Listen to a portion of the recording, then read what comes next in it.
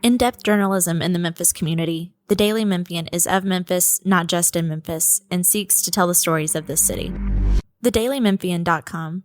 Truth in place. Production funding for Behind the Headlines is made possible in part by the WKNO Production Fund, the WKNO Endowment Fund, and by viewers like you. Thank you. MLGW tonight on Behind the Headlines.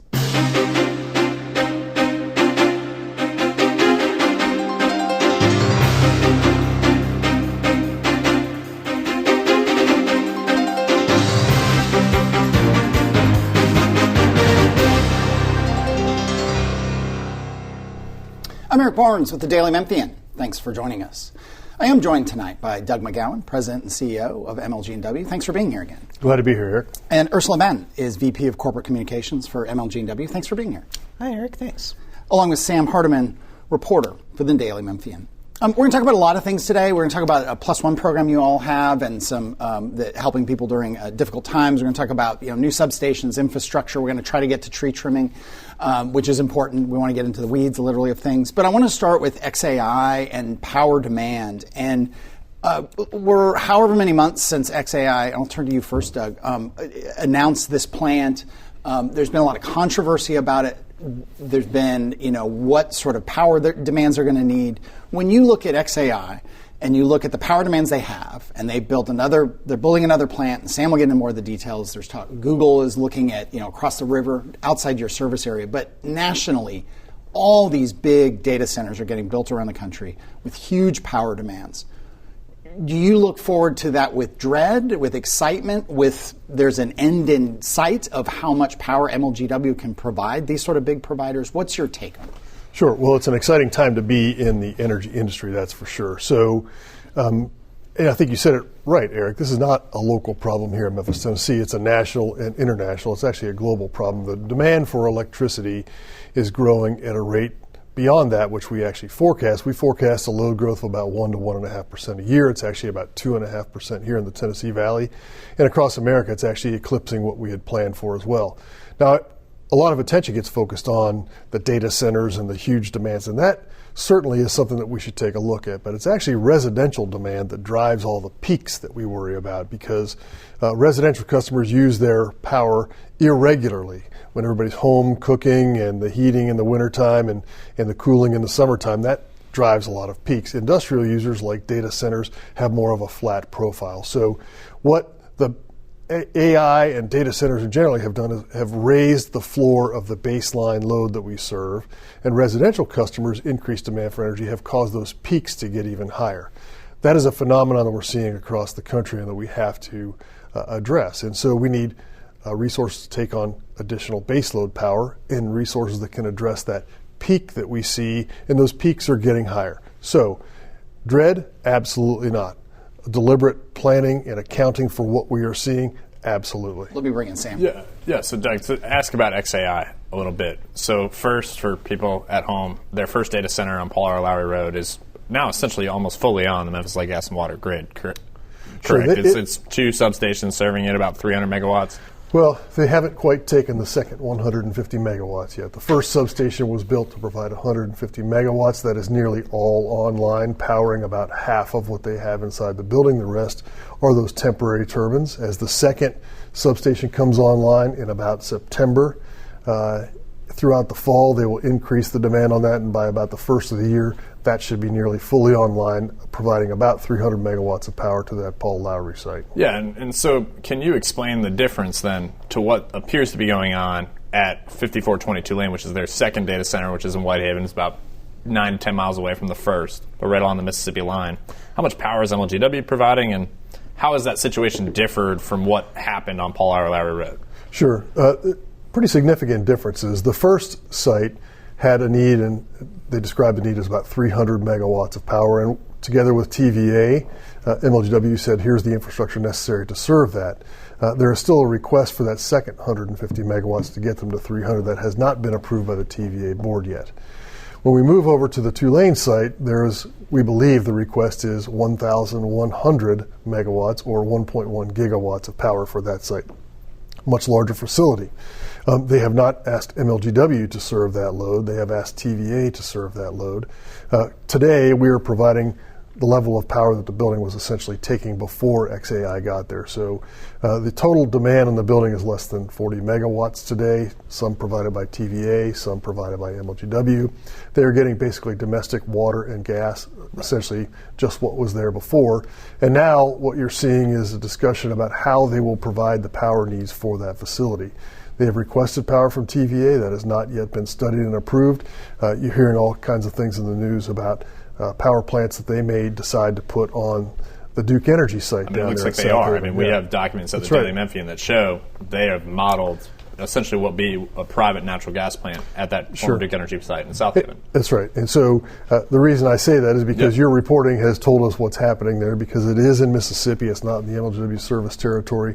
And so, but what you're seeing is consistent with what you're seeing with other large users across the country, with the Googles and the Microsoft, where they're attaching themselves to either very large natural gas plants or nuclear plants. So I think this is a common trend among data centers that need a lot of power. Is that better, actually? I would guess is should the data centers just essentially find their own supply and not impact the broader grid? I'm asking you as essentially the custodian of the public grid. Yeah, absolutely. So I thank you for asking that, because our responsibility before we connect any new customers is to ensure the reliability and availability of power for our existing customers. And if we can't guarantee that, then we will not allow anybody to connect to the grid. So what you're saying is the practical reality of things is that we just don't have 1,000 megawatts of power laying around. So if you want to put your data center here, you're going to have to generate power on your own and connect it to your system. The question then becomes if you want to be connected to the larger grid for when your power plant goes down, and that is the technical challenge that TVA is working on today. Let me bring you in, Ursula, on this. And you were in this seat, figuratively, for many, many years, and in communications for Mayor Strickland and now at MLGW. When you look at this, both if you put your old journalist hat on, you look at your communications hat, you've been in public service, is there just a failure to communicate on the part of xAI? You think about the protests from the neighbors, the questions about pollution. Are they using gas turbines? Are they not? MLGW is a player in this, obviously, as Sam has talked about and reported on very extensively, but it's not the only player in this. And there's just this sort of anxiety in the neighborhoods and worry, and sometimes that feeds into a level of, I think, misinformation or misunderstood information. Kind of give me your perspective on how this whole story has gone down and played out. Well, I would hesitate to chime in on how another organization is doing its communications. What I can say is that MLGW has been very forthcoming about our role in what is going on with xAI and our ability to provide them power. We've been very transparent, tried to have community engagement sessions so that people could ask their questions and get those answered. And we keep a live update on our website. When we do have news that is relevant to xAI, we put it at mlgw.com/xAI, and people can go there and get that information. We are aware about people's concerns about energy drain. They're worried about the water. We're here to make sure that we are responding to those concerns. But do you get questions from the public, from customers, from from constituents, as it were, that you can't answer? 100%. And what we tell them is that you should please go direct your questions to xAI directly. And Eric, I would just add to that for about the first year after this, essentially I was the only one talking, because we were being considered the resource for information. We were providing some power. We were building a substation. We had gas and water. I would say that without, as Ursula said, talking about how other people communicate, I implored our partners to communicate. I said, I can't be the only one because I can't answer the questions. I think more recently you're seeing more information coming out. So I was pleased that other people began talking about the project than just MLGW, because we certainly could not speak for other folks. Yeah, and so back to maybe, I guess, the practical matter of how they exist in this ecosystem that you guys are a big part of. They're building a natural gas plant. It's going to have significant use. It's going to be maybe 2 times the size, potentially, of the South Haven combined cycle plant, which is also, half mile away from it. MLGW is a giant gas customer. It's how most of us heat our homes, right? Is there ever a time where there's going to be competition on pipeline capacity for xAI's needs, like, say, on a hard winter day and there's tight gas across the country? Explain how is that going to work, really? Yeah, so that's a great question, Sam. And I do not forecast that we will be there anytime in the near future. Certainly there's not an infinite supply of this. So if you took it to the nth degree, you could always see that. But the thing that we are blessed with here in Memphis and Shelby County is that we have 3 separate gas transmission pipelines that actually come through our service territory. That is unusual. Most large cities only have 1 pipeline that serves all of their needs. Because of that, we have contracts with all 3 pipelines to make sure that we have sufficient capacity for MLGW. And just to build confidence in people's faith in our ability to get this done and to make sure that you always have that available, just last winter during the most recent polar vortex, the people in Arkansas and Mississippi were actually under a natural gas conservation order, but the people in Memphis, Tennessee were not, because we work very hard to make sure we have enough contracts for gas on those pipelines to make sure we always have sufficient capacity to do that. Further, we have 2 methods of storing gas. We buy extra gas in the summer, we liquefy it and put it into our liquid natural gas plant, 1 billion cubic feet of natural gas. And then we buy 5 billion cubic feet of natural gas and put it underground in Midland, Kentucky. So we always have a hedge of additional gas that we can dispatch. Number 1, we buy it cheap in the summer and store it, and then in the wintertime when the prices are high, we send it to our customers to keep your rates low, but it also gives us that additional edge. It is something that we have to keep our eye on. The gas companies understand this, and they're actually expanding their pipelines to provide additional capacity. And this country has incredible capacity to produce more natural gas. We are not anywhere near the production level that we could be. In fact, this country exports an incredible amount of liquid natural gas because we have an excess abundance of natural gas that can be converted to liquid natural gas and sent to other countries. So I think we're in good shape for the foreseeable future. We may circle back about halfway through the show, some more xAI and capacity things. I want to get, you talked about winter and you talked about people, we just went through a big heat dome and a big extreme heat situation. You all during that time said, and MLG has done this in the past, you're going to stop cutoffs of individuals because they're going to use a lot of air conditioning. There's a whole health and safety issue. Some of that gets into what I think is called the +1 program, where people can donate to help people who are struggling with their bills. But there's also the backdrop of, and I don't want to get overly political, but it's just a fact, federal money that supports low-income people nationally with utility assistance is at risk. I guess I'll go to you, Ursula. Where does the federal money stand? I don't know, and I get lost sometimes in the national convolutions of the budget. And what's the risk of that $17 million? How many homes? Just give us a lay of the land of this from the very big picture that we've been talking about to the individuals who need heat in the winter and maybe have kids, maybe don't have a job, and are struggling. Yeah, so the federal money that you're talking about is the Low-Income Home Energy Assistance Program, LIHEAP. And in 2024, the calendar year, MLGW customers who were in need, about 25,000 households, received roughly $17 million. And, change in administration, they have different priorities, and so the thought is that there could be some changes to the LIHEAP program. Health and Human Services had some layoffs and some firings, and how that money gets distributed, what the program is going to look like in the future. There's some questions about that. And that actually prompted Memphis Light Gas and Water to start thinking about, well, how do we find steady revenue for our +1 program? Our +1 program has been in existence for 40 plus years. MIFA used to help us actually administer that program. And in that time, it helped about roughly, it was $12 million distributed to about 50,000 households.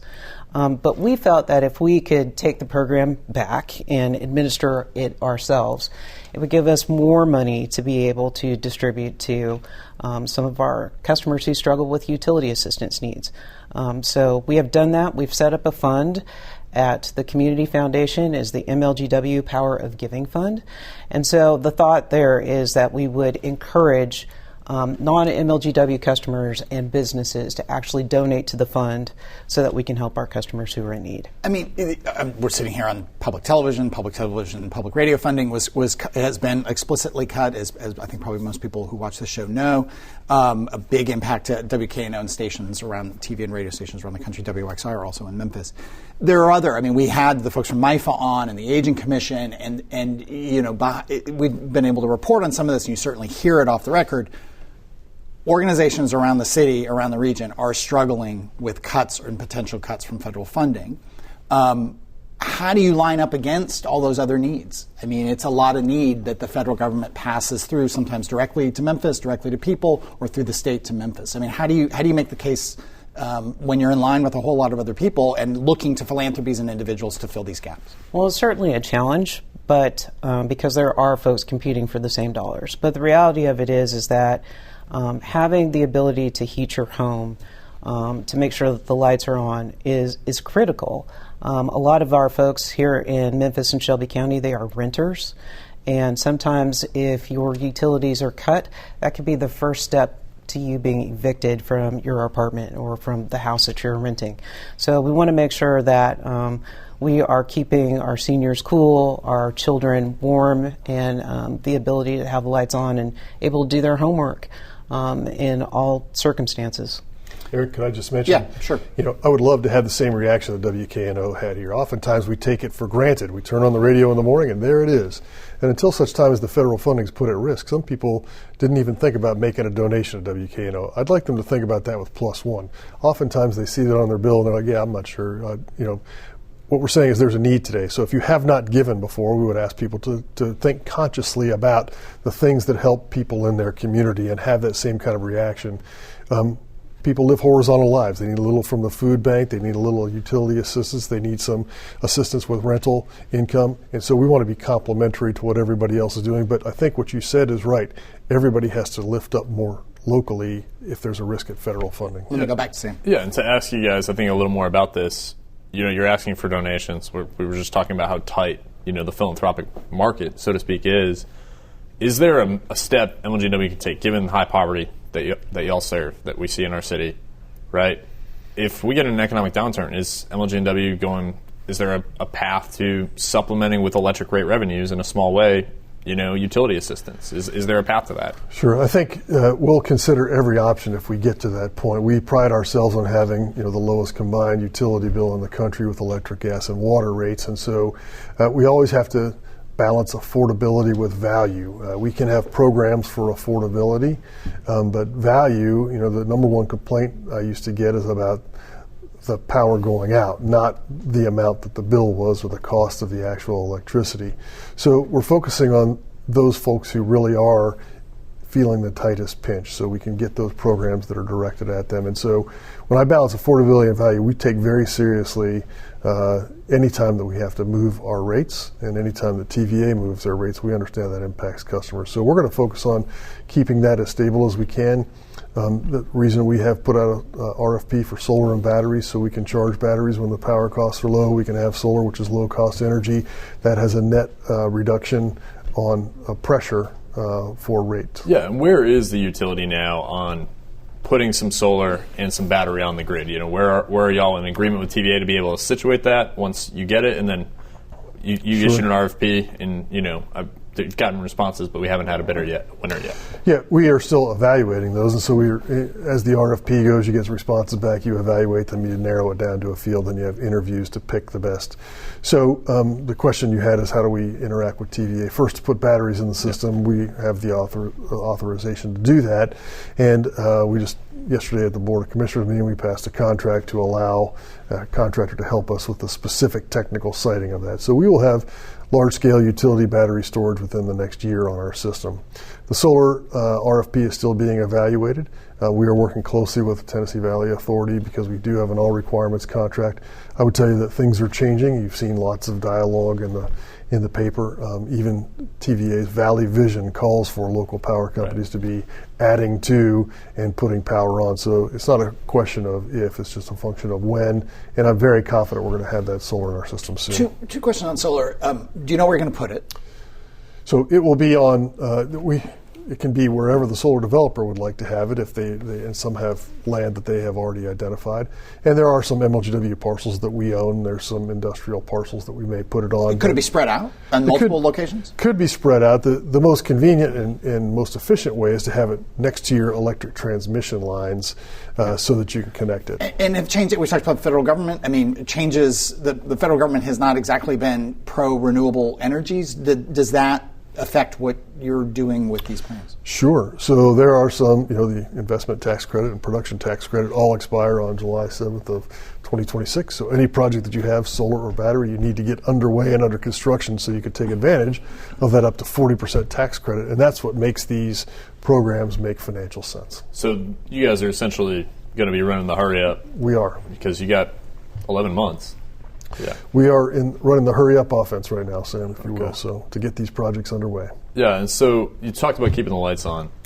It seems like just generally, but also looking at the outage map, when we see severe weather, the outage map doesn't look the way it used to. They were not reflecting so many outages. Why is that? Can you explain to people why the MLGW seems to be more reliable? Sure. Well, when I came, I was a part of the outage improvement team, and when I was with the city, and I understood the priorities there were to. And when Mayor Strickland asked me to come, he said, "We got to do something to improve the reliability." So, our team understands that reliability is job number one, and has to be. Our customers have to be able to count on us, and so we took some steps to improve that reliability. The first thing, as Eric mentioned, or we said we might talk about, is the tree trimming. And that is the most fundamental thing you can do is keep vegetation away from the power lines that are overhead, because when the wind blows, the power goes out because a tree branch hits that power line. We hadn't met our tree trimming goal in quite some time. I set about a course of saying we're going to exceed it and we're going to get back on a schedule, and that's exactly what we've done. Last year we exceeded the goal by 18%, so we got 118% of the goal. This year we're already at 134% of the goal, and we still have another month to go. So we'll get a 3-year trimming cycle done in about 2 years and 3 months. And the net result of that is the reliability you're seeing today. Taken together with the aggressive replacement of outdated infrastructure at our substations and in the field and our distribution system, since 2023, we've cut outage minutes in half, which is a dramatic change, and people are actually feeling that. But I also want to mention that I think people are also feeling like they know what's going on more, because Ursula and her team, we've also been deliberate about when the power goes out, people hate it, but what they really hate is not knowing why it's out or when it's going to come back on, or do you even know my power's out? And I think we've taken a round turn on that. We just a couple minutes left. We're going to try to race through a bunch of things we could do whole shows on. But on that, people do get frustrated when the tree trimming happens. Do you guys, have you changed your communication strategies with individual homeowners and property owners? So we're trying to be more proactive when we are going out and doing some of our service work, right? We want to tell people, hey, we're going to be in your neighborhood. A really good example of that is our Weaver to Gill project. We're replacing 96 and 85-year-old gas lines out there in that section of South Memphis, and we're very proactive in the communications. We had folks with T-shirts and QR codes on the back. We did door knockers and text messages and phone calls. So the idea is that in 2025, in the 21st century, people want you to tell them. They don't want to have to reach out to you and ask. Let me race through some stuff. The gray water plant that xAI has talked about helping, so basically taking water from the sewage plant, processing that it can be used by industrial use, by xAI, by the steel plant, and by the power plant down on President's Island. What's the status on that? It's underway. They've started clearing the land. The materials are on site. Again, we're not controlling that project, but I together with Mayor Strickland and Jerry Collins back at the time, we kind of initiated this process in 2016. We're glad to see it coming to fruition.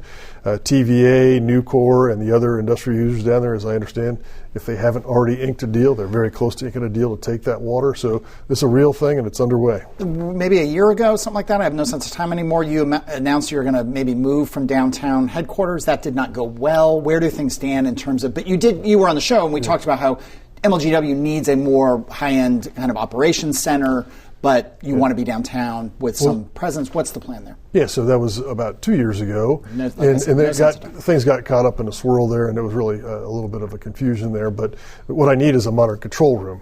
That's the center that controls all of the utilities, and that's part of our plan is to build a modern control room. You'll hear more about that in the coming weeks and months. That goes along with our grid modernization. That has nothing to do with the headquarters, which City Council passed a resolution saying the MLGB headquarters shall stay downtown. I've committed the MLGB. In that building? Or just downtown? Well, we will stay downtown. Again, people have said, when's MLGB going to move out of that building because we should do something better with that land? My commitment to the mayor and the City Council is when you have a redevelopment plan that you approve, we'll move anywhere else downtown, but until then, we're going to stay in the headquarters downtown. Okay. But I do need a new modern control room. Okay, well, a minute left for Sam here. Yeah, and so I'll just ask about downtown, just specifically. I mean, you've been you've run the city, CEO of the city as well. Like, where should government employees be situated in downtown Memphis? Should there be a government plaza? Should they be filling existing office space that exists? Well, unfortunately, there's a limited number of government employees and an abundance of buildings downtown. So I think government employees and utility employees can be a great anchor. If you ask some of the restaurants around our headquarters, they get great benefit from our employees who do take lunch down there and sometimes evening events. But there's a lot of other places people could go, but a limited number of employees. But anchoring us downtown between the city, the county, the federal government, and MLGW, I think that's a great base to work from downtown. 20 seconds left here. The suburbs, there's been noise, over time. Suburbs are a big customer of MLGW. Mm-hmm. There's been talk about giving seats on the board, more control to the suburb. Where does all that stand? So we have two representatives who represent their non-voting representatives. We made an effort together. Our MLGW Board of Commissioners made an approach to the Memphis City Council to ask if they would consider giving them voting. I think we moved that pretty far down the road. The municipal mayors expressed their satisfaction that we did at least get their voice heard, and I think we're very satisfied with that representation today. xAI is a huge amount of news. Data centers nationally, the huge demand that they're creating. MLGW is involved with some parts of the various things that xAI is doing. I'm going to bring in Sam Hardiman in a second. You guys can go more detail. But just the big picture, are you worried about the demands that such a heavy user of electricity is going to put on the local system? Not worried, but planning proactively for what the challenges of the future are going to be. But it's not just AI, it's data centers in general, the reliance on electricity, the growth of electric demand across the country and across the world, and also residential demand for electricity is increasing as we electrify more of our systems, we move to electric heat pumps, those kinds of things. So one, the data centers kind of raise the baseline of power that we have to provide, and two, residential's customers, because of the way they use it, cause more peaks. And both of those things are a challenge for electric utility and something we have to pay attention to. Let me bring in Sam Hardiman from the Daily Memphian. Yeah, Doug, can you explain the differences, as succinctly as you can, between the first data center that xAI has, where Memphis Light appears to be the majority provider of power, and then the second data center that's being built, where it appears MLGW is sort of not going to be providing much, if any, electricity to That's right. You have it exactly right. The first data center down on Powell Lowry has requested up to 300 megawatts. We are providing 150 megawatts for that site today. When TVA's Board of Commissioners gets back into session with a quorum, they'll essentially approve the second 150 megawatts, and they'll have 300 megawatts that will all be provided from the Tennessee Valley Authority and Memphis Light Gas and Water. Colossus 2, which is the site down off of Tulane Road, which is in the state of Tennessee, in MLGW service territory, will be provided power, as we understand it, from a former Duke Energy site in Mississippi. And that will be cogeneration provided by the xAI Corporation for its own computers. Now, they have a request in to TVA for some backup power to be able to connect to the grid, but that is still being studied right now, whether they can do it. So essentially, one is getting all the power from the TVA and MLGW. The other is going to have to be provided by a power plant that xAI has that connects and drives their computers, with the opportunity to have some backup from the grid. Let me bring in Ursula Madden, VP of Corporate Communications for MLGW. This is a time of year we just went through a big heat wave. You all suspended cutoffs of individual users because of safety reasons and health issues. When it's that hot for a family or a senior citizen or an individual to not have power is dangerous. That happens in the winter sometimes. A big change this year is that there's talk of the federal government eliminating a low-income utility assistance program. It would be about $17 million, a very significant number in Memphis. Talk about the risk there and what you all are trying to do to plan for that possibility. So we wouldn't be able to fill in a $17 million gap, but we will try to do what we can to help our customers. We have created the MLGW Power of Giving Fund, and we are working on finding steady revenue streams and partnerships with businesses across Memphis and Shelby County to donate to this fund so that we do have money available for folks who may need utility assistance in the future. We give about $300 a month, up to $300 a month. That's the average utility bill is about $287. And this is for people who are CSA customers or DHS. What's CSA? County Service Advocacy customers. Thank you. And they are low income qualified. So it's income qualified. You have to have a cutoff notice. And we open it once a month, the portal once a month. We've had it for 2 months.